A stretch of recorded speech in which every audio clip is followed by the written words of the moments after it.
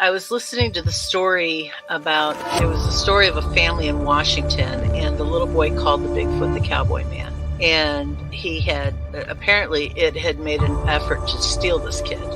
And it hit me. My children were in that playpen behind me with nothing but a mosquito net over them. It could have crept up behind me and taken both of my children, and I wouldn't have known.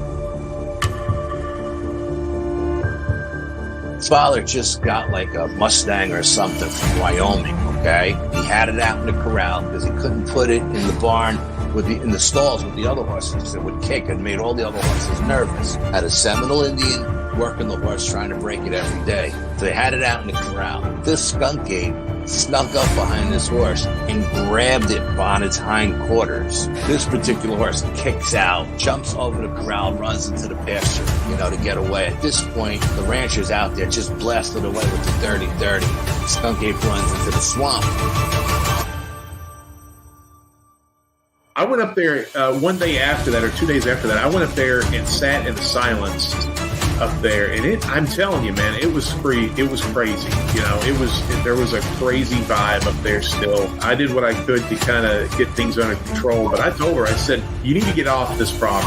I feel like no matter how strong you are, it's almost like standing in the ocean. You can't stand still without moving your feet. You're going to get knocked over eventually, no matter how strong, whatever. You can't withstand a barrage of weird spiritual energy.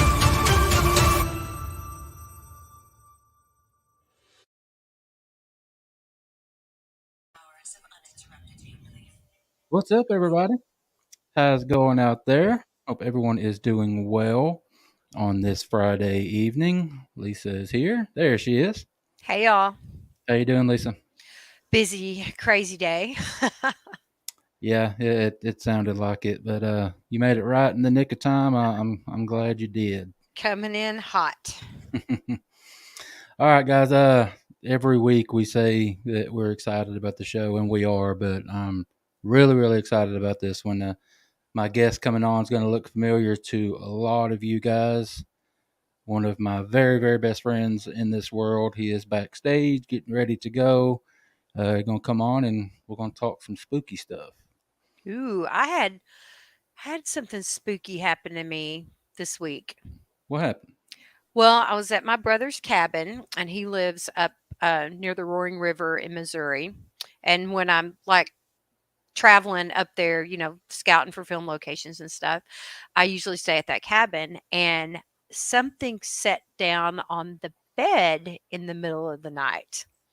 Ruh-roh. First time that's ever happened up there. And I was laying there about half asleep, and I heard somebody walk in, and this is in the middle of nowhere. And I was the only one there, and I heard somebody walk in, and I'm like, well, that's interesting.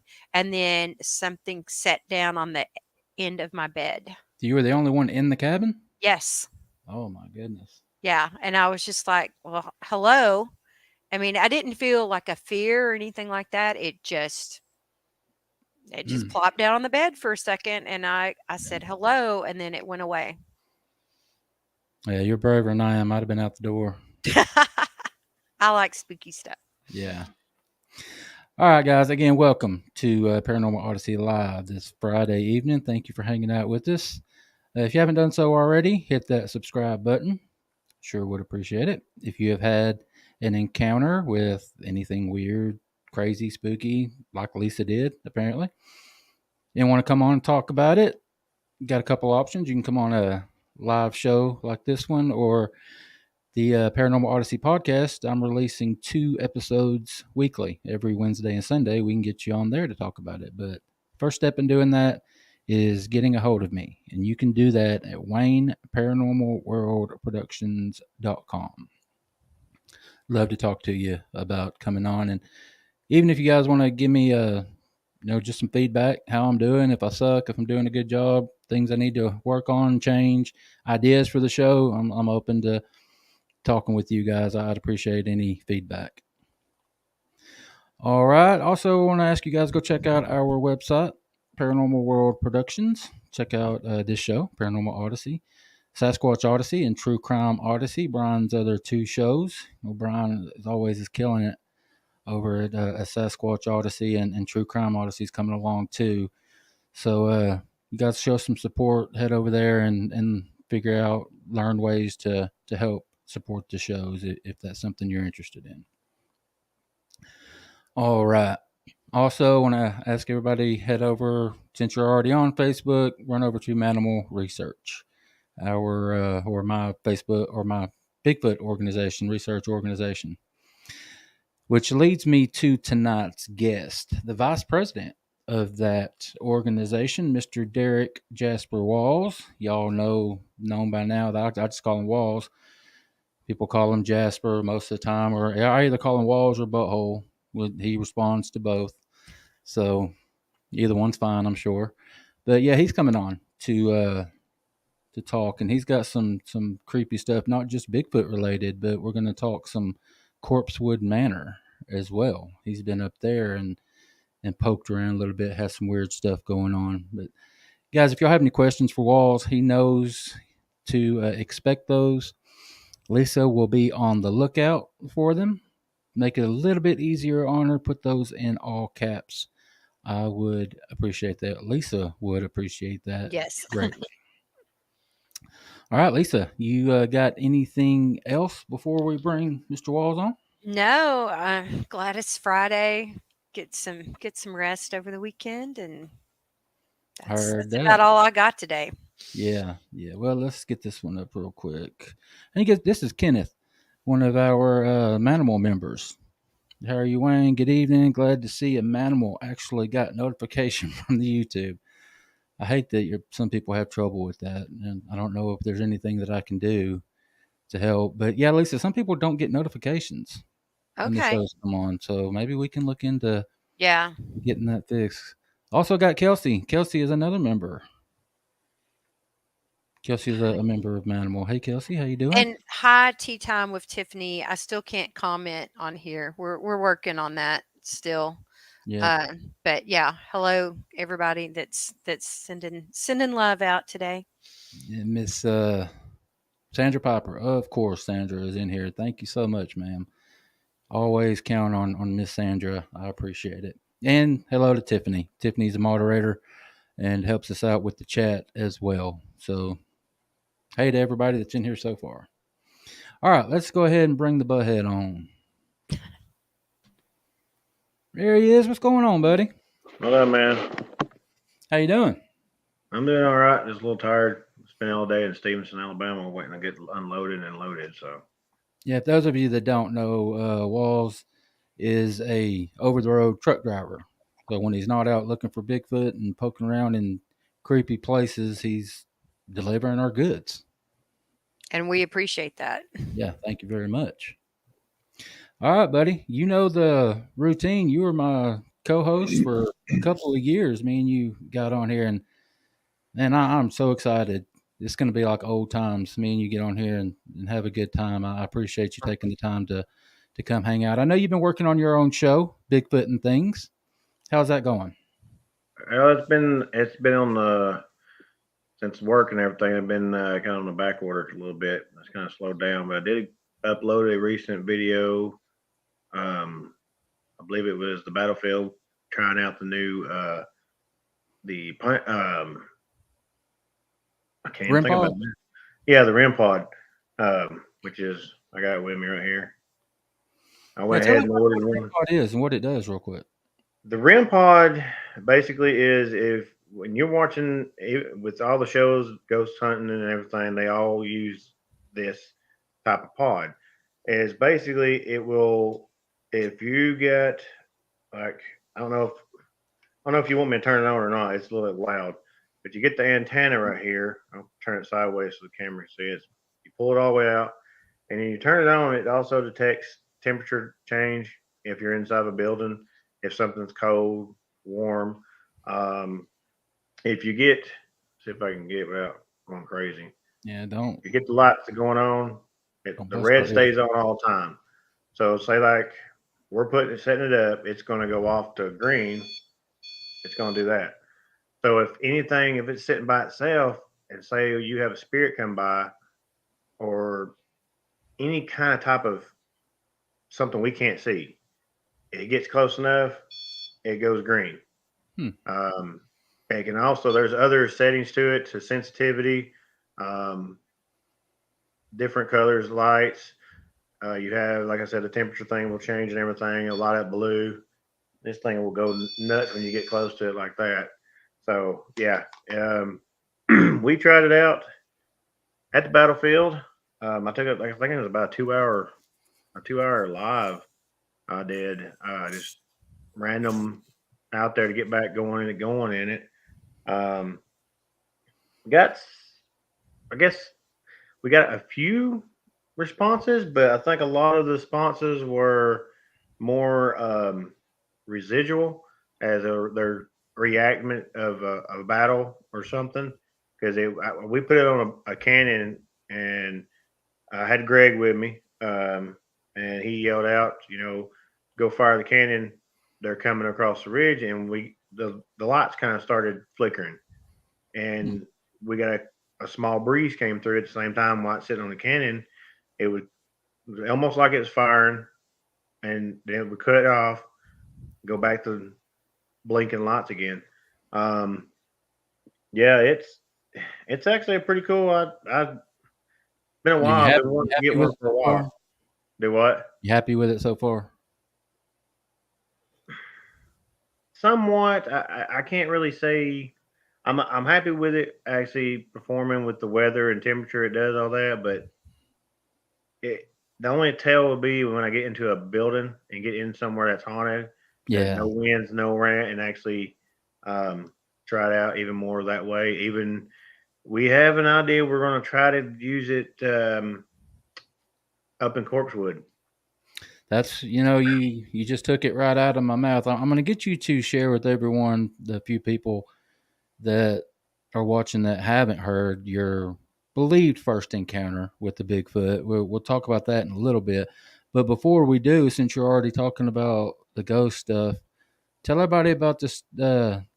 All the times that you and some of your buddies and some of our other members have gone up to Corpsewood. And for those that don't, tell everybody about Corpsewood if there's anybody that's not familiar with it. Well, Corpsewood Manor speaks for itself almost. Back in the day, I believe it was the 80s or 60s. I don't know the exact time. Yeah, let me interrupt you real quick. Go ahead. I was talking to Brian before the show, and Brian does the True Crime Odyssey podcast as well. He did a whole episode on Corpsewood Manor way back. It's been a while before I even met him, really. And Brian actually grew up not far from there at all. And I told him about what happened that first time y'all went, and I believe it was John that got stuck. But, yeah, I just wanted to throw that out there real quick, that Brian actually grew up not far at all from Corpsewood, so he grew up hearing about that. I believe it was in the 70s. It was somewhere in there. I know because the documentary that is on YouTube is, you can tell it's back in the days. Lisa, can you look that up? I'm looking it up right now. Somerville, 1977. 77. Yep. Okay. Yep. Yeah, Corpsewood is.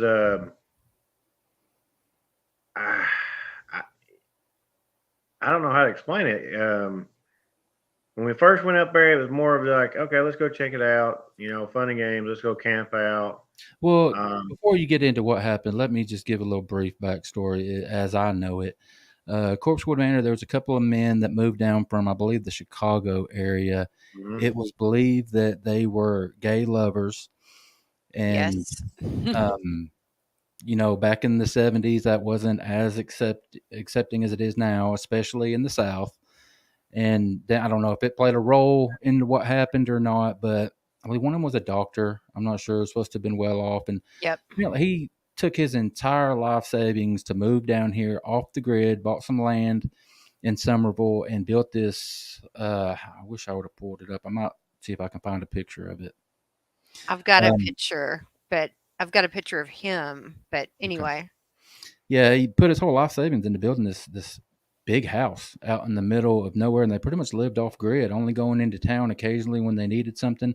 Apparently word got out that this big house was out there and real extravagant owners, and there was a rumor going around that there was a lot of money in that somewhere in that house. So, as happens often enough, greed takes over. A couple of the wrong people hear about it, decide they want to go up there and rob them, and ended up killing them. And make long story short, there was no money in the house. They didn't get anything. They put all their money into building this place. So it was just useless killing of two men. But yeah, so the house was there. The house isn't there anymore, is it? No, this part of some of the walls, it's mostly, as I say, as the way it looks is Mother Nature's taking back over. The gazebo is still there, not the full round, but it's part of the walls are all going around. You walk through into the house, or what would be the house. Um, you can see the areas where especially when it's nice and clear, not no a lot of leaves and green in there. But yeah, Mother Nature's taking back over. That when you walk in, you do see, signs of crosses. People are trying to bless it and keep it blessed, and you see devil worshiping stuff up there, some type of signs, and that's where it comes into being. It's almost like you really have a good and evil kind of thing going on up there, because the doctor was in the Satanic Church. He was very known of it. He's actually in their history stuff. He didn't get into that. He was actually a Christian at first, and was born and raised as a Christian. And I don't know how he turned, but he turned. And like I said, he found a gay lover, went up there and got mixed in with the wrong boys, the Brock family. And one is out, I believe. The other one serves life. And I didn't know one of them had gotten out. I believe one of them. I believe the one is out. I think he done that because, if I recall, we actually met the two brothers of the son of Mr. Brock, the one that did the killing. So the son of the man that did the killing, y'all actually met the first time y'all went up there. They was the ones who came and told John out. Of all strangest things, in that time they asked us, and they said, what was y'all doing up? And we told them we're just gonna go camping up here, and we're Bigfoot searchers. And they was like, oh, just without a doubt, oh yeah, he's around. We've seen footprints up there near the pond, which the pond don't look much of a pond now. It's woods. Like I said, Mother Nature's taking over. It's at nighttime. We've been up there more night times, and it's pretty. There you go. That's the gazebo that you see right there. Part of that is still up. Right here. Yep. It don't look that good, but it's still there. Part of it's still there. That's you walk into it. I guess that was before they started. What happened? Did it burn down? Did someone burn it down? It did. Somebody set it on fire after it was tore. After they, wait a couple of years later, they did burn it. Somebody went up there and burned it, caught on fire, and you can see the burn in some of the stuff. It's out there. It's you just don't think of something building out there until you go back into the days and you see the pond and the road, and you're like, okay, this is possible. So y'all went up there the first time, and our buddy John, Dr. John Baranchuk, he's good at getting stuck. That's the second time I know of that he's gotten stuck on an expedition. So you guys call for a wrecker to pull him out. And what are the chances that the son of one of the men that committed the murders is the one that was driving the wrecker and came and pulled y'all out? Yep. Well, it wasn't.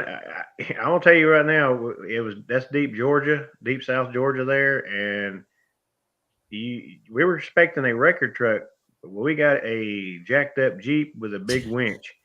Is what we got because they come hauling butt up that road. And we was like, "That's just somebody in a Jeep." And they come up. Somebody called for a tow. Yeah, sure enough, that's where they got out. Hey, and they talked. Boom, boom, towed it right out, and that was it. That's cool though. At least y'all got confirmation that there had been some Bigfoot activity up there, Yeah. and you got to meet, someone connected to the story. So I mean, that's a win-win right there. Oh yeah. Yeah. Let's We talk didn't get to about spend the night. what y'all experienced while you're up there. That night we didn't get much. We all felt some type of eerie kind of feeling, like something was watching. Um, the I think the very next time that we went up there was me, Bobby, um, his daughter, Jenna, my daughter, um, and Brittany, and that was the first one that really.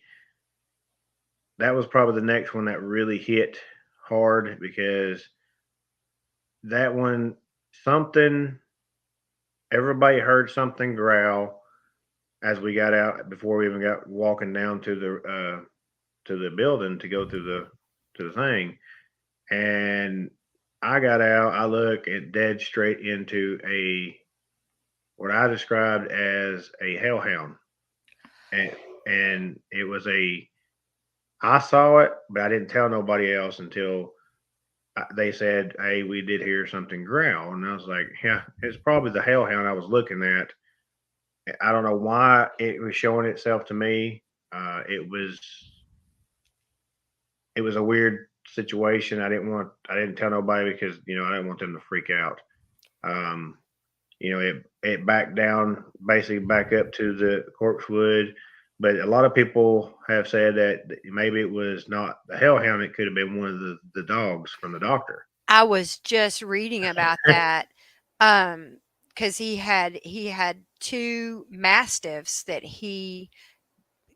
guarded the house, and one's name was Beelzebub, and the other one was, uh, Arsanath, one name for a demon, and the other an H.P. Lovecraft character.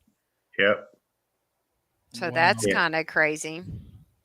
Yeah, and the other thing about that story about him being killed, the doctor actually painted a painting of him of his death, and he stated that the devil told him this is how you're going to die, and it was Wow. with about the shotgun, and yeah, it was pretty creepy.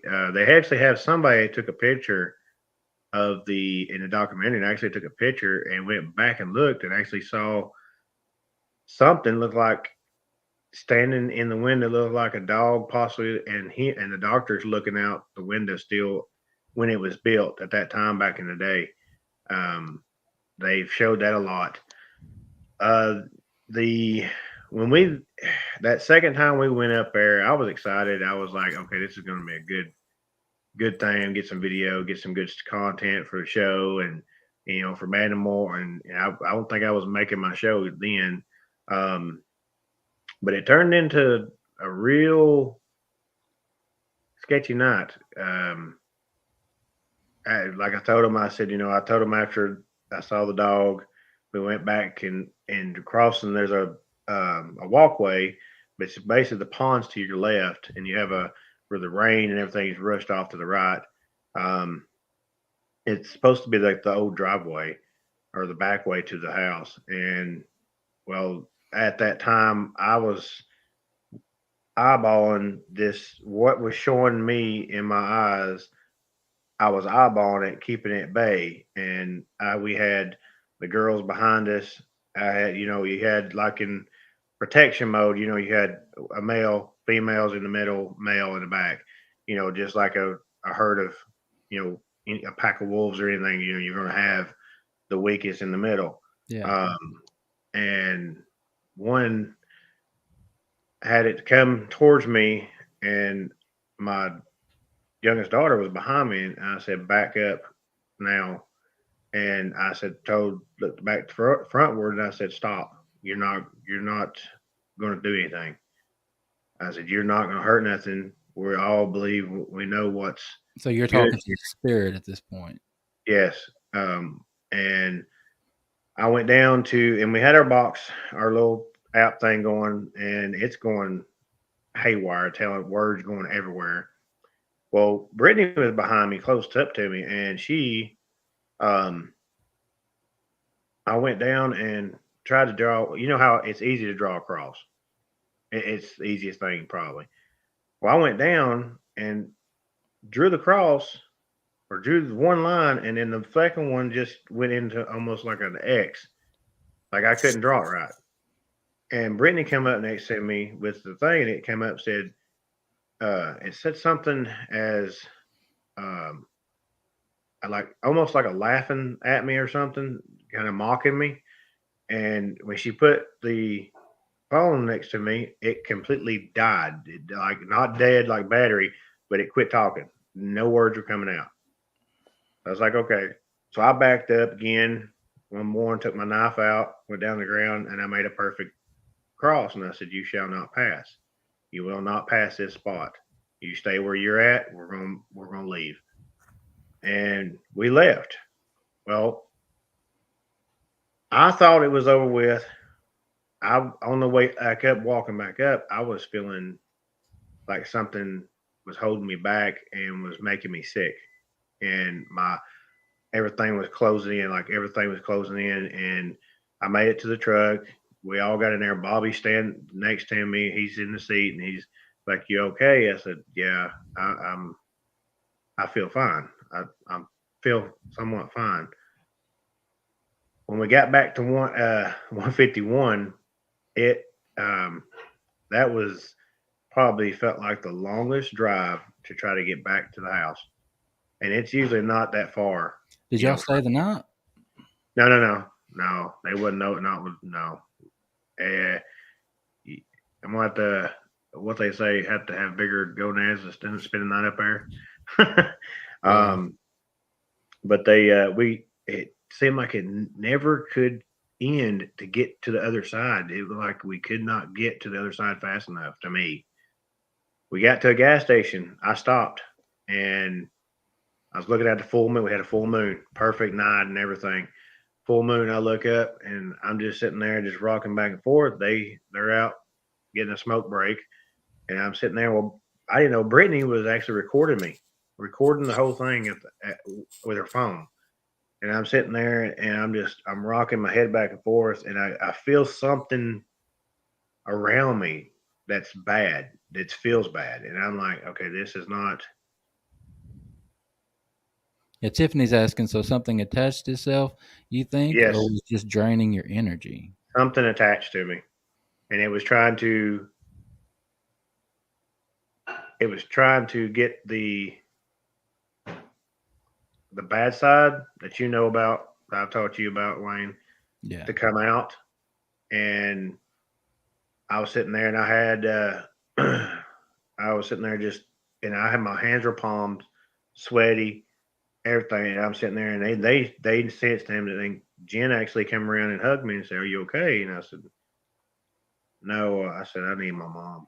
And I said, as soon as I said I need my mom, Brittany, we finally got back to the house, and I went to my mom's Bible, put it on my chest, and I said, "Mom, I know you're here. I know you're with me."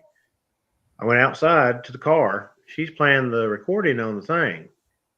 And as she gets to the part, she's like, "This is what I hear. I hear a voice in the truck as we're going down the road." She hears this voice and she plays it back. And I will bet my bottom dollar, swear on my mom's Bible, her voice came through that phone. Your mom's voice? My mom's voice said, "Help me, help him." Wow. And I mean, I broke down. And for those that don't know, Walls, you lost your mom how long ago? It's 8 years now. 2015, but I lost my dad too, same time. Yeah, I lost my mom a year before in 2014. But she was very religious. You know, the Bible, I believe, is blessed, and I believe she still watches. They both watch over me. So y'all got the audio of that? Of what sounds? I don't know. Brittany had it on her phone. I don't know if she still has it or not.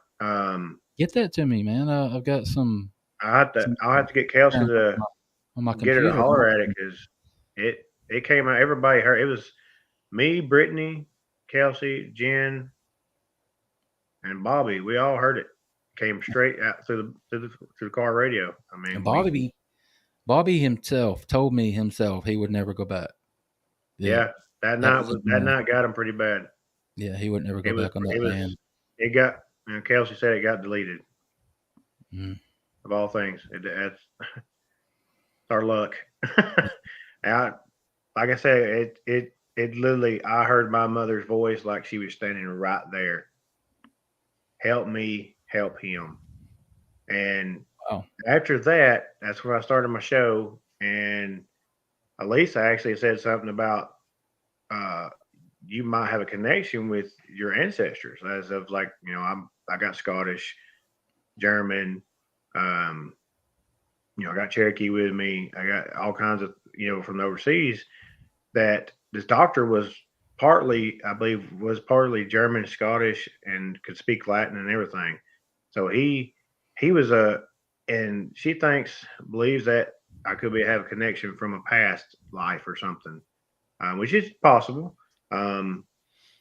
Yeah, it was. After that, I turned into more. I wanted to go back. I wanted to face what is trying to take me or try to cause pain. And we went back a few times. The third time was probably the worst, I would say, other than being. I appreciate it. Yeah, Sandra says that was an awesome experience with your mother's voice. It was just to hear her voice. Really, it was like a shot in the dark. There's something to take whatever's bad. It just killed it to hear my mom's voice. And the third one was probably third time we went up there. I went to go find answers, and to be honest, it about took me out. Right there on that. You went back after that experience? Mm-hmm. Wow. Yeah, I went back, and the smartest in the world. we have it on video. Kelsey actually filmed it. Something had a hold of me. Actually, felt like it was in me again, but this time it actually had my knife towards my throat. Yeah, and Greg was next to me and grabbed my hand. He could not pull my hand away. He was not strong enough. He had to say, he said a prayer over me, and it finally slowly let go. But yeah, I had my knife to my throat right then and there. And you got to stay away from there, man. How many hints do you need, man? My Lord. That's not the last time we went. Killing me. You're killing me. I've probably, since that experience, the last one we went was probably recent, and it actually turned out to be actually pretty calm and chill. Like nothing was. Well, I've been studying up on some. I guess some Wiccan stuff, some stuff like protection and things like that. And before I went, I actually was like, you know what, I'm gonna sit back. I'm gonna try this. I'm gonna see if this will work. I did a protection thing over all of us going up there, and I'm gonna tell you what, whatever I said or how I've said it, we went up there, calm, collect. It was like nothing was there. And I was like, I felt good. And we ain't been back since then, but the REM pod is here, and yeah, that might be the next time we go with the REM pod, and that might be more of a. Just let somebody else go. Let them borrow the REM pod. You stay. Oh, I'm into that. I mean, I got, I feel like I'm connected. Like, we had the median, talk to me a long time ago, and I didn't have to ask a question. He knew what question I was asking about, I mean, he was nailing it off, and it's just I don't know. I don't think it's adrenaline. I think it's more of just like with the Bigfoot. I want to know. Yeah. I want to see. Yeah, It's but you just got to be something. smart enough to not put yourself and yourself in bodily harm in any kind of danger, man. I know that you're right. I mean, And you've got I ain't other gonna. people with you. Yeah, you got to not only look out for yourself, look out for the people that are with you. I know, and I try to. I mean, but I can't help when something is getting that close. I mean, there's not much I can do, but yeah, it's Corpsewood is its place of its own. Yeah, I mean, it makes me not even want to go, man. Never heard anything good about that place. I mean, Never daytime even heard about it until now. Really? the we yeah, there was one other time we did go up. We went up to the daytime. The daytime seems this is the thing where I feel like the daytime. You got the good is light, evil is dark, and nighttime. I believe that's when they get to come out and play. And then not during the day, Mother Nature is trying to corral it, take it over. The good is trying to prevail over it. We actually took her niece up to there because she was dying to go see it. I said, "All right, let's go." And I took Greg with me. I took Kelsey or no, it was no. Wait a minute. Yeah, it was Greg. It was just me, Greg, and her, the girls, and her niece. We went up there during the daytime and nothing. The only thing we really got, which we was hoping to get a recording of, I kid you not, I swear I think we heard a witch laughing at us. And we heard that just like, "Are you laughing at us?" And we would get a response back laughing. I'm like, okay, that's eerie, but didn't really have nothing else except for that. And you that way you can see, you can actually see it better during the daytime because you see Yeah. everything. Yeah, it's a place of its own, man. It's a very, I believe there is, I believe it's haunted. I believe it's there. All right. Well, let's take it a different direction now. Let's tone it down a little bit. Um, you are known for touching Bigfoot's butt. Oh Lord, yes, that is true. Believe, That, we believe that there's a possibility. yeah, possibility. Your first encounter. Go ahead for the people that are new. Explain to them what might have happened. This is before you even thought anything about Bigfoot, and didn't really click until you and I were on our way on our first investigation. And then Yeah. you started thinking about it, and well, you go ahead, tell the story. Well, this happened. I was a little younger, a little prettier. Um, I was probably in my 20s. The boys were young, six, probably maybe seven. And we went camping every single weekend, just about. I drove a truck still, and we come home. We boys want to go fishing and camping. They were just like their papa, and we loved it. And we wouldn't go far. We'd go right down the road there to Marion County, and we found a little pull-off spot that actually had a great spot for catfishing, and it was away from everybody, and nobody bothered us. We maybe had a few, like a few campers come with us. Well, we went there, we set up, got everything set up, and over the time, we caught some catfish and we got them flayed, eaten. Um, and they're around town to get in bed. Um, we were all getting tired. And I said, "Hey, when we go to bed, we'll get up bright and early in the morning, fish some more, and we'll go home." All right, cool. So they climb in. My youngest one, he passed out faster than anybody. He was already out snoring. My oldest one's laying next to me, and I'm laying on my back at first. He's laying next to me. I think we maybe dozed off for a few minutes. He wakes up saying, "Hey, Dad, I need to use the bathroom." And I'm like, "Okay, going out there and use the bathroom is, he's got to do number two." I'm like, "Okay, well, that's not going to Yeah, help us tough out too. here." So sitting there, and then all of a sudden we hear tree breaks out in the woods, and I'm like, he's already spooked, and I was like, Just there's scare the number two out of him. well, I he didn't have to clean his pants. I mean, unless it made him hold it, that's for sure. Um, and I told him, I said, "Y'all be a deer walking around. We got, there's snacks on the table out there, and we did leave it out there." And I said, I was thinking, okay, it could be a bear coming up here, but we did leave the little Debbie cakes out there. So we kept saying to him that barely you couldn't hear four legs. That was the thing. I remember it. Couldn't hear four legs. It was just barely walking. And so we was laying there, and he's like, "Man, what do you think that is?" I said, it's just an animal, son. It's no big deal."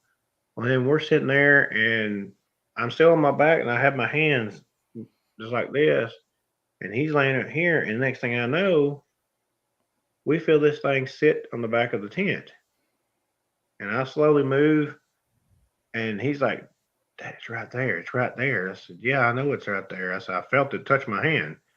I said, it's maybe it's just resting. It's no big deal. It ain't gonna hurt us. If it wanted to hurt us, it would have already done it." So I roll over on my stomach. I said, "Just be quiet. It'll get up and go off somewhere." So it's sitting there.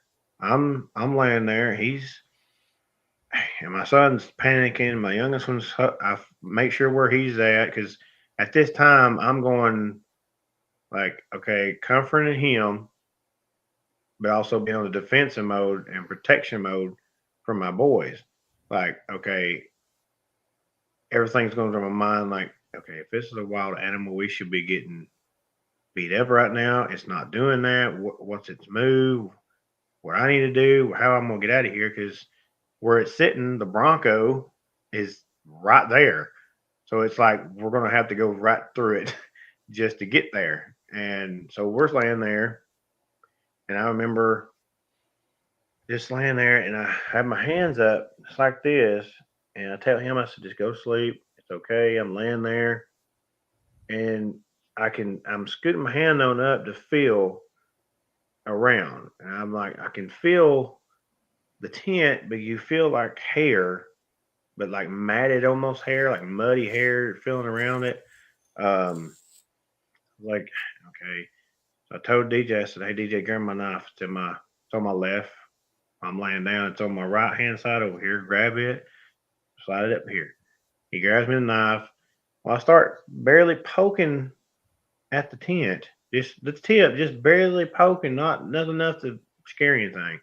Just poking. This thing is not taking off and moving. I'd figure, a deer, it'd take off and run. Anything would just about feel that. It's not moving. I was like, okay. So I put the knife down. I basically take my hands. I'm basically doing this right here. I scoop under what I can describe as a butt. Describe and push forward and push up very lightly. This thing's moving up and rolling back and sitting. So I know this thing knows I am touching its rear, and it's just not moving. And I'm like, okay. Then I start knocking off all the animals. I'm like, okay, if this is a bear, it's already turned around and should have already been tearing the tent apart. Or I hear it grunting. I said, it can't be a wild hog, because they make noise anyways rooting around.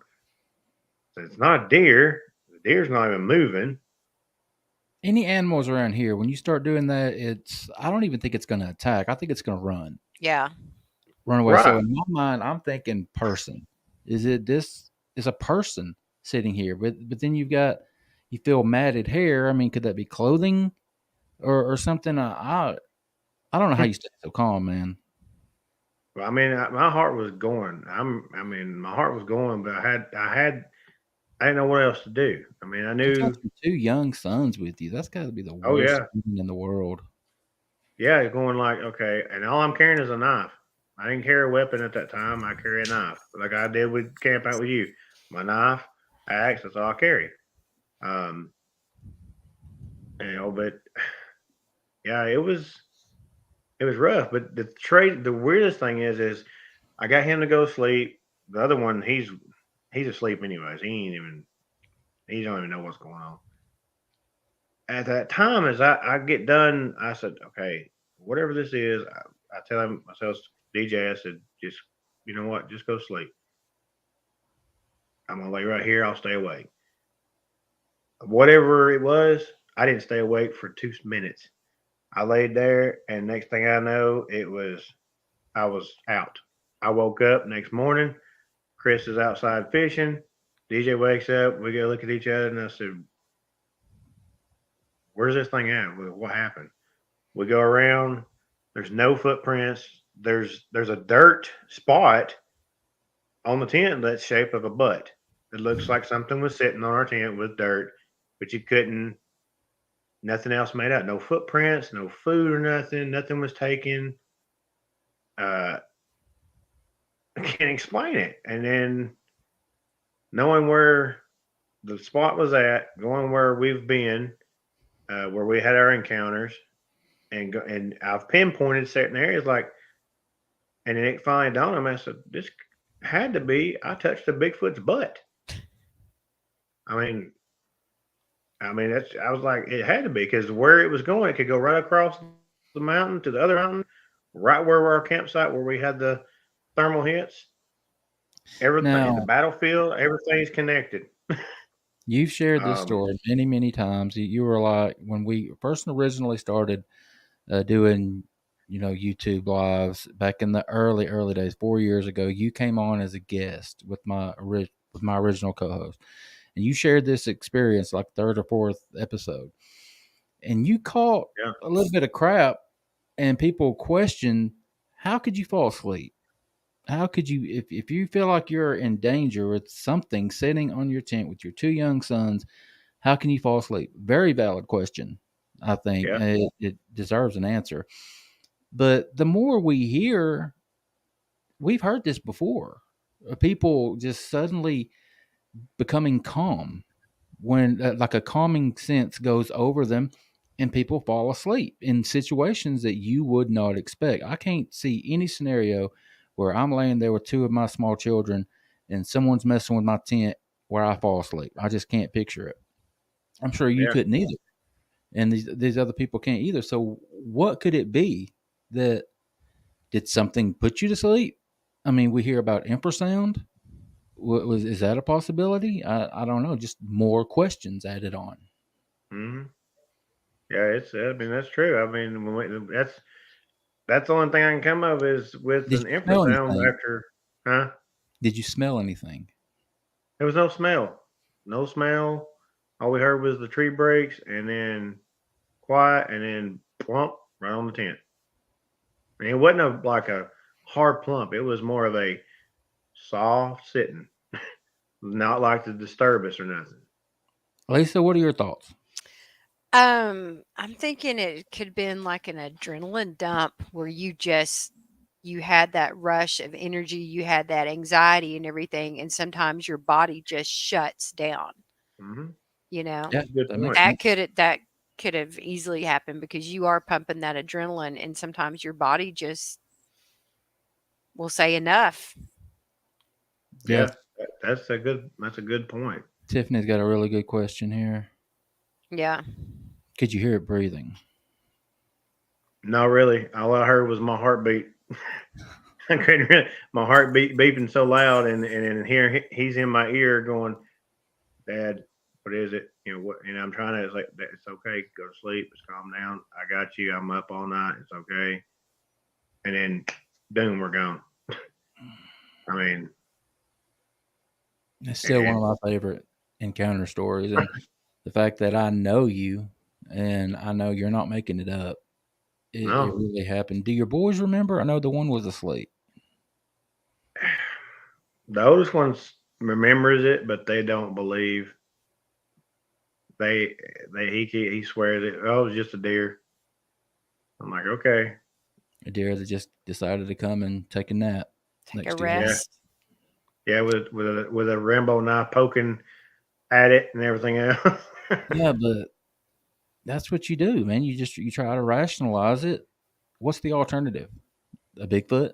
I mean, if you don't believe in Bigfoot, you're not going to accept that.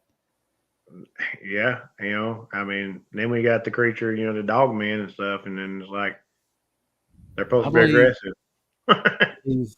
and you had an interesting theory before, when you talked about if it was a Bigfoot, was it there protecting you from something? Yeah, Yeah. it could have been sitting there just strolling by and said, you know what, it noticed something that we didn't know, and at that time, yeah, I mean it's possible. And yeah, that's the I have a shirt made of it. Says, "Hey, I'm Jasper, and I touch Bigfoot's butt." I mean, either a Bigfoot or a person, in my opinion. And if I'm being honest, person scares me more Yeah, than Bigfoot. I mean that's true. The only thing I can't say about being human is from the hair. That's some long hair if it was human, unless he was butt naked. I mean, that'd be the only thing. I mean, yeah, it was in which the thing was being back going to sleep is that when we had our encounter of something walking around our tent, you were fast asleep. I woke up from a dead sleep, hearing something behind my head, and then we caught the audio of something running off with a bag of chips. Yeah. And I was wide awake. So how was that any different than nothing? I didn't fall asleep then. I was wide awake, man. I was even though it was cold, it was still wide awake. Are you talking about the time when we were up there? Yeah, and our little spot up there when we first got out there. Yeah, we were asleep though when that happened. We was, but I got woke up by it, and I had to wake you up. You was over there. That's Wayne, right. something's That's outside. right. Yeah, and I was whispering. I had to take the safety off the gun, and but they never sat on the tent. They just walked around and went to the table. I would give anything to be able to find that audio.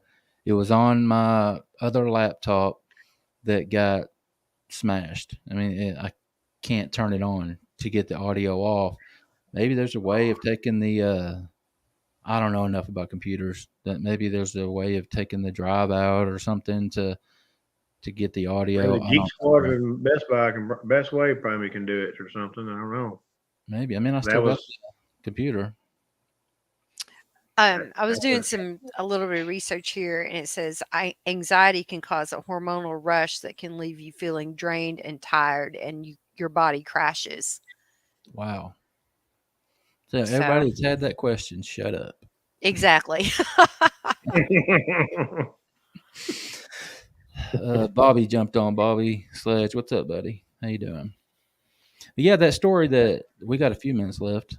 Story that Walls was just talking about was the very first time Walls and I went up to Pigeon Mountain in Lafayette, Georgia. Walls had met an older couple and told them about what we were doing. Mannimal was brand new back then, and the man said, "Have you heard of Lafayette Mountain? It's called Pigeon Mountain now." And told him about being chased out of there, right, when he was younger by something. So we went up there on an investigation. It was the last day of deer season in Georgia, and we didn't know that. We didn't research very well at all. We went up there, and the woods was full of hunters trying to get that last deer of the season, and some weird stuff going on that night. We don't know if a hunter got lost or got hurt, but ambulances kept flying by, and we're up on top of a mountain, one lane road up and down, rutted out, and ambulances are flying by, and park rangers and all this stuff. And there's a helicopter where it's nighttime, and Walls and I are out walking around through the woods, and a helicopter comes above us and starts hovering, and just hovered above us for 5-6 minutes. Would you say? Yeah, at least. It's like it was watching us, like it had infrared, and that's what makes us think that someone had gotten lost.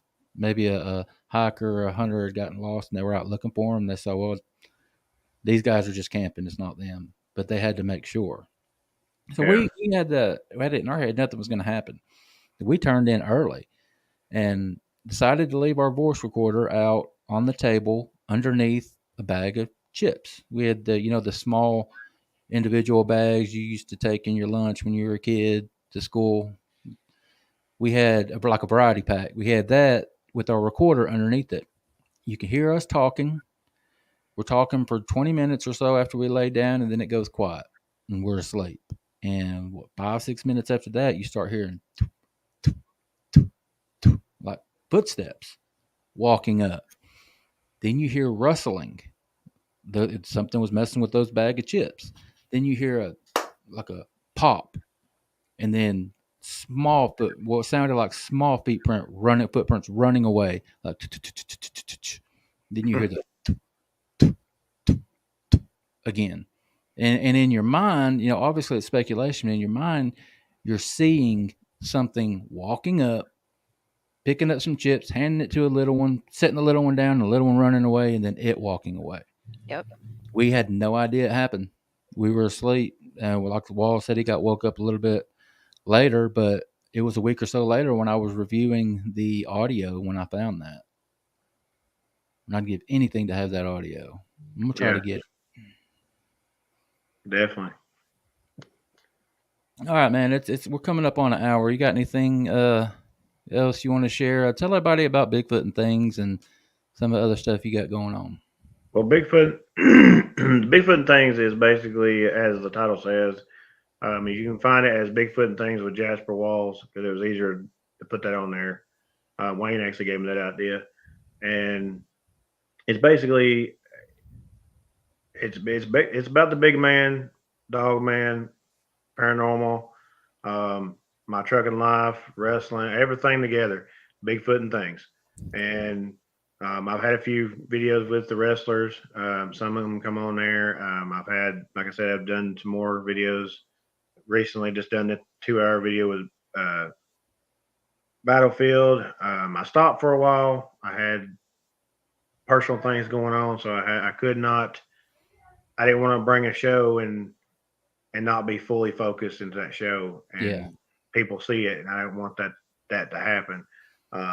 But we got the pot, we got the rim rod now, and we have. I'm hoping to do probably 2 times, maybe go twice. I am trying to ring up a group of 8. Probably going to do it like as a fun thing. Group of 8 and go to the South Pittsburgh Hospital and do a night investigation with them. It's like an 8 group, and like $600, $75 a piece for everybody. And I was like, you know what, we can do that. That could be something fun we could do. Go try this thing out. Go try that. They let you got to sign a thing if you want to do, add something to your show or, things like that. And I was like, hey, I'm cool with that. And then somewhere it was somebody charging $150. And I was like, dude, I'll charge that. I'll pay that any day to be able to do it live, It's in talks. It's in the works. I want to do that, and then I want to probably do a group as like 8 members from the Mannimal and try to get them together and go do another one and have fun with that. And which, like I said, we will have more videos of Corpsewood with the REM pods. We've got 2 actually. Kelsey actually went and bought one, so we have 2 now. So we'll be able to separate them and actually be able to pinpoint 2 different areas. So we've got that. I'm going to do more of the Battlefield. The Battlefield is kind of, it's a touchy spot because especially after we've had I don't care to say it, him if he's watching or whatever, we had a hoaxer happen. It still eats at me. So we're still kind of working on that. Yeah, that one's still a bit tender. What battlefield is it? Chickamauga. Oh, okay. I have a couple of friends that live around Chickamauga. So a lot of stories of the green eyes. Yes.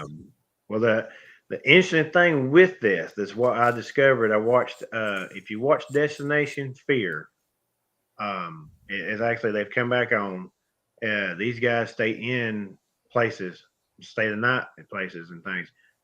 It's a young group. Well, back in 2019, I think it was, they did South Pittsburgh Hospital and Brushy Mountain. Well, they did have the hospital. Well, some of the witnesses at the hospital that had experiences talked about seeing and talking about green eyes. And I was like, okay. And they said the hospital was most active, the only hospital around during the Civil War. Well, there's a battlefield of Bridgeport down there. There's Lookout Mountain. You have Chickamauga, the Battle of Chattanooga, all that right there, one hospital. I said, you know what? What is be the odds if these two things are connected with Chickamauga, Green Eyes, and them saying they're talking about Green Eyes at the hospital? Yeah, I don't. It could be a coincidence or something, but somehow that I think they might be a connection to it. It's worth looking into. Yeah. So yeah, it's that's Bigfoot and things. It's just a normal little thing. Like it's with me and whoever wants to come on. I'm the same way as Mannimal is. Stories, whatever. We'll go out and investigate it. If it's close by, we'll try to investigate it. And like I said, we even with Mannimal, we're all together. And yeah, that's it. All right, buddy. I can't thank you enough for coming and hanging out. It's like old times, buddy. I appreciate it. Yeah, man. That's a good time. All right, man. I'll let you get out of here. Thanks again. Have a good night, Jasper. Buddy. All right. Thank you, guys. There you go. You gotta love the big dummy. That was really interesting because I've never heard of corpsewood. And I'm going to have to go down a deep dive on that because it's creepy, man. There's must be some satanic stuff that went on. I mean, the homeowners themselves were into that stuff. Oh, yeah. And what was really interesting when I was reading about it just now, that doctor had human skulls in that house. Yeah. So he had human skulls in that house, and then he had stained glass windows that depicted demons all in that house that he put stained glass windows in there. But I just wonder, coming from law enforcement background, when the police secured that crime scene, like I would love to see the crime scene photos from that and see what they collected from that crime scene and see if they remove those skulls, because if the house burned down and the skulls are still there, I mean, you gotta think that they removed them. I mean, you would think, and if I remember right, they didn't go into town a whole lot. They didn't have family around. I don't know if I don't even know if they had a phone. So I think they laid up there for a while before anybody actually found them. Nobody had a reason to go up there. Yeah. But yeah, I'm going to deep dive on that. That's very, very interesting. Yeah. All right, Lisa, thank you again, ma'am. Thank you for helping out with everything. Tea time with Tiff. Thank you, ma'am. Great job as always. Chat was active again tonight. Another good turnout. Appreciate it, guys. I think so. If it's your first time here, hit that subscribe button on your way out. Kentucky X-File, guys. I'm not sure which one of you it is, but thank you. Oh, yeah. Hey, Kentucky X-Files. Yeah, thanks for coming and checking us out. Talked with them the other night on Brian's podcast. On Brian's podcast. Sasquatch Odyssey, yeah. Had a good talk. Yep, definitely. All right, let's get out of here, Lisa. Definitely. Have a good weekend. Night, y'all. All right, you guys. Y'all take care of yourselves. Take care of each other. See you next time.